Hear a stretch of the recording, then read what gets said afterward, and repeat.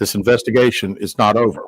We're still working this case, and we'll be working this case until we uncover every piece of evidence that helps us account for the 49 hours that Carly Russell was missing.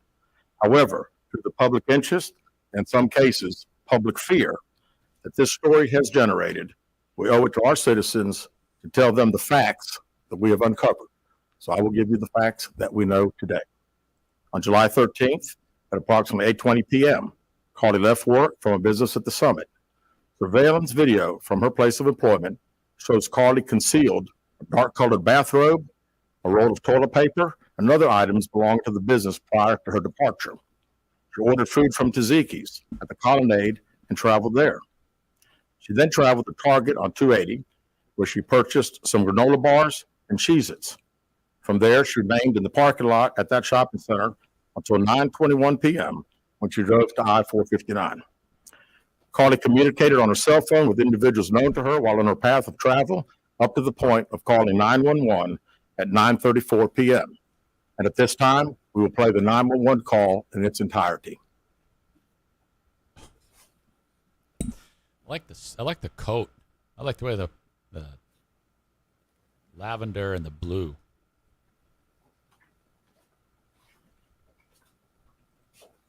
He's like, come on, guys. He looks like Biden. Whose hand do I shake?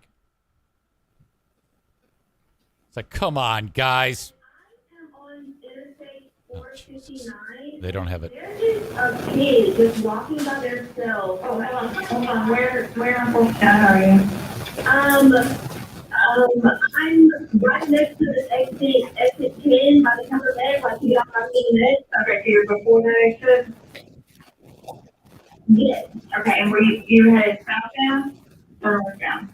Okay, towards 280. Towards Tuscaloosa. Okay. And was the child on the left or right side?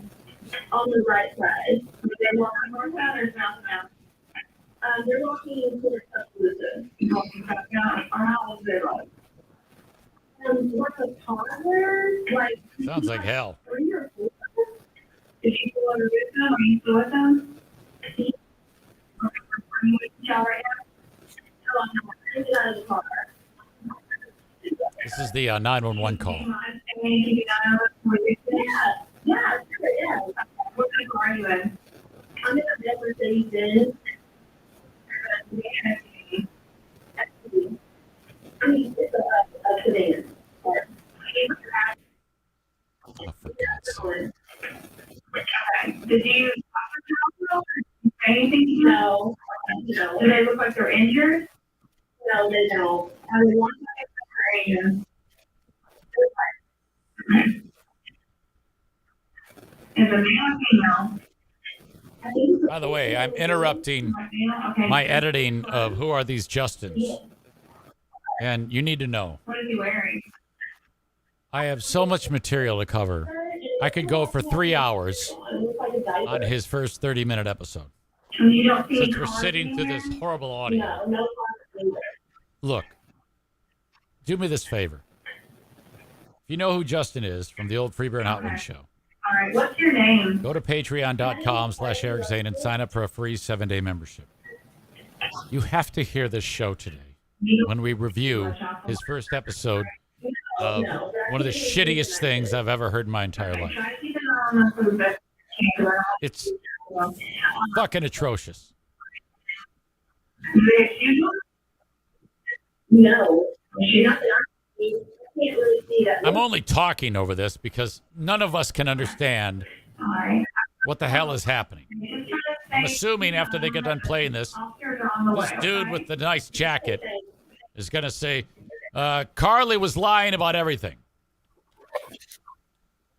Relative, after speaking with the 911 operator, she went missing during that conversation sometime after 9:36 p.m. Traffic camera footage depicted this portion of the incident. That footage was analyzed as part of the investigation in conjunction with the 911 call and cell phone data to accurately determine the time frame. Carly's 911 call remains the only report of a child on the interstate, despite numerous vehicles passing through the area at that time. No one has called to report that a child is missing, and the Hoover Police Department did not locate any evidence of a small child walking down the interstate. Data from Carly's phone, including her Life 360 app, shows that she traveled approximately 600 yards in a vehicle while she was on the phone with 911, stating that she was following a child. 600 yards. That is 6 football fields straight. Yeah. 600 yards. Yeah, we know. Everyone knows. The Hoover 911 Center received a second call from Carly's mother, stating that a relative was on the phone with her when they heard Carly scream, and then they had an open phone line. Hoover police officers arrived on the scene within 5 minutes of being dispatched. Several other officers arrived shortly. They located Carly's wig and cell phone in the grass near the vehicle. Her purse was located in the front seat of her vehicle with her Apple Watch in the purse. The food she ordered for Tzatziki's was also in the car.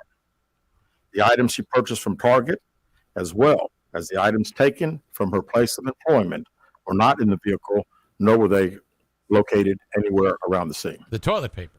Hoover police deployed all available assets from the point in the search for Carly. Additional resources were called in to include our own drone unit, crime scene investigators. Numerous detectives responded to the scene. Throughout the day Friday, officers from surrounding local and federal agencies assisted Hoover police in the search for Carly Russell. Officers returned to the scene on 459 to conduct a thorough line search for evidence. K-9 teams from the Jefferson County Sheriff's Department responded to check for any sign of Carly, the child that she claimed to see, and anything else that could be considered evidence in this case. Those searches all turned up empty.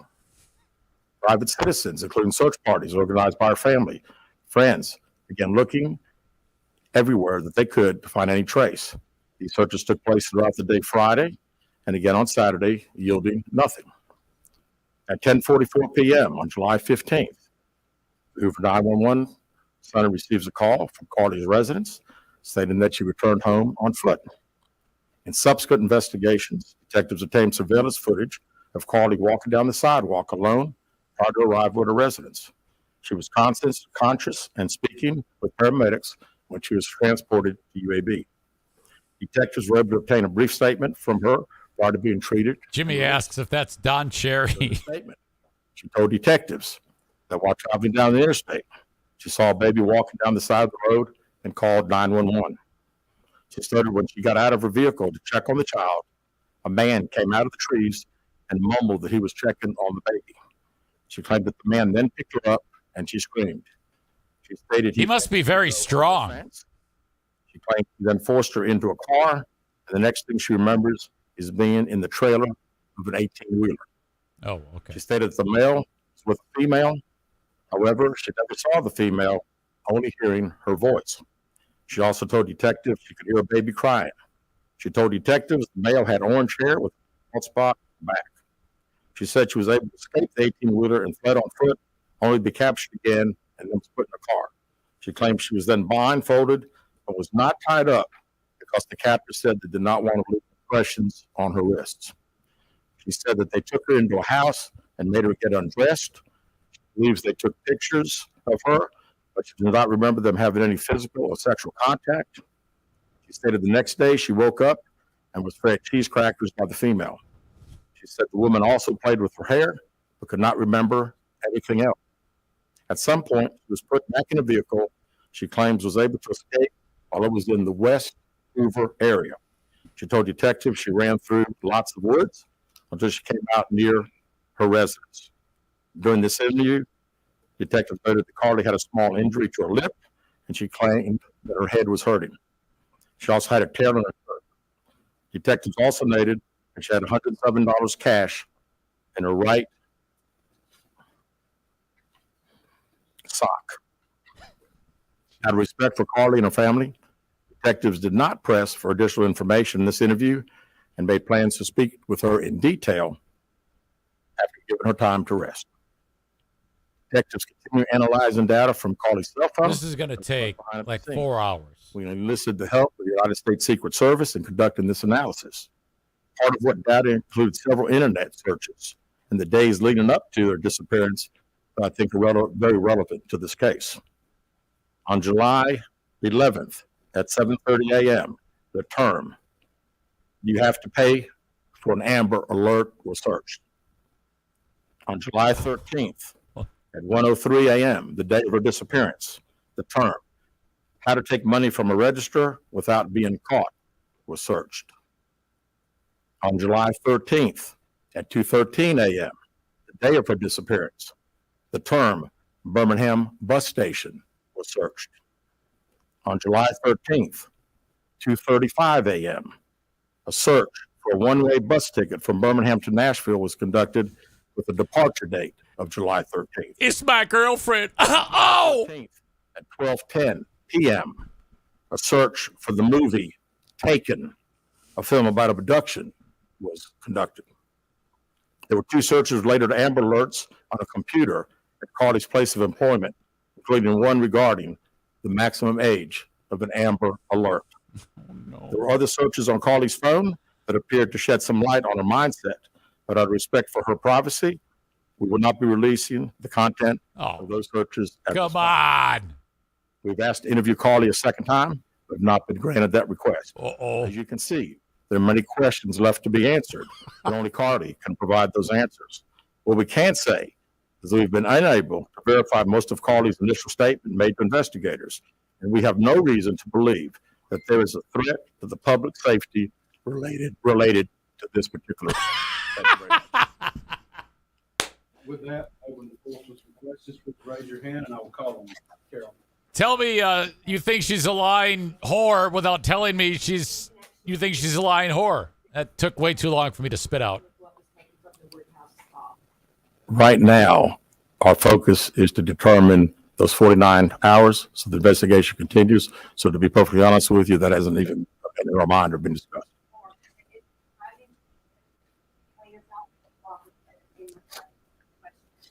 Well, I think the family has stated to us that they didn't think that in her mental state right now, because of trauma of the incident, that she's not ready to talk, is what we've been told. Trauma. Stated that the abductor had orange hair. Was this abductor? The orange hair. Was it female, black female, white female? I believe it's a white male. Am I correct by saying that? Was it ever? Yeah, white male. Is this alleged abductor yet? Don't believe so. Yes, ma'am. Chief Brigadier WBRC, has a toxicology report been done, and were any drugs or illegal substances found in They her can't. system? That's We have search. no report of that. Is any indication of mental illness in this case? Not that I'm aware of. Lisa.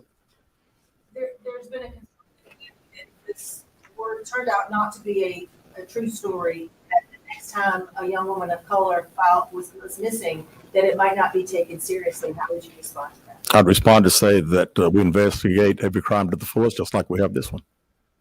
No, yes, they've done a good job. Not to my knowledge. Chief, I know you said you were able to verify a lot of aspects of the story. Where do you think she went, and how would you characterize what happened? You didn't know. You know, that's the $100 question. You know, we pretty much know exactly what took place from the time she left work until she got on the 911 call. We can see getting out of the car on the interstate from that footage, and after that, I think she only knows. We don't know. Well, one quick follow-up for parents. If you speak with Carly's parents, why do you think it is that you're so adamant that it was an abductor?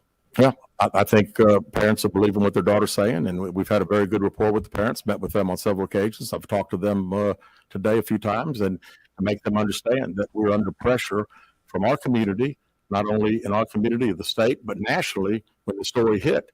And I just wanted them to understand that today we were going to have a press conference, and what we were going to detail today are facts. And everything that I've told you today is actual facts. It's not innuendos. It's not what I think. It's not what these detectives think. Yes. It is the factual information that we have. And he's letting us fill in the blanks, which is awesome because we all know this chick is full of shit. I think our detectives have talked to the parents, and we're ready. We're ready to talk as soon as she's ready. So, you know, she called right now. We're ready.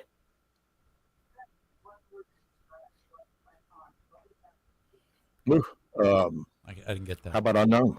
You know, we know the facts that we have. Everything else is unknown at this time. In the back. What have the Well, this guy's by the book, like review of your department? and that keeps him safe, frankly. Well, absolutely. And again, the focus of the investigation that Thursday when she went missing, of course, the focus was to get Carly home. That's what we want all. We wanted her safe and sound, and that's all happened.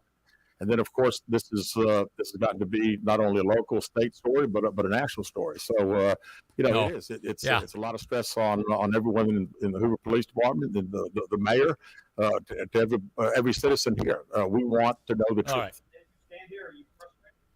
I wouldn't say I'm frustrated. I mean, I'm very happy that Carly's home. That was the main ingredient here, and then we'll figure it out. I promise. So that's all I got on that. That is unbelievable. Holy shit. Okay. I'm sure we'll have more on this tomorrow. I mean, we'll kind of recap this on the show tomorrow. I'll talk to a number of you, couple dozen. Yeah, that's pretty much double what is watching this right now. When we do the Patreon. Okay. When we do Who Are These Justins? Who Are These Zanes? And then the Ben and Eric Patreon podcast.